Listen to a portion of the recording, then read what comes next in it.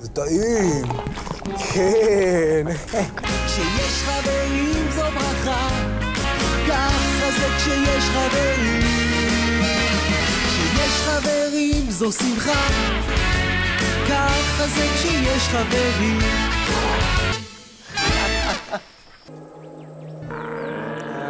איך אמר להיות עצוב? להיות שונה זה לא דבר רע. החיים יפים. ברונו, אתה רואה את הצמחייה הירוקה שם? זה אומר שיש שם מים. נווה מדבר הוא יופי של מקום, הוא נעלם, הוא מופיע כמו חלום. בוא, ברונו, בוא אני אכיר לך את החברים שלי. הזאור, לי עושה רק טוב, במדבר,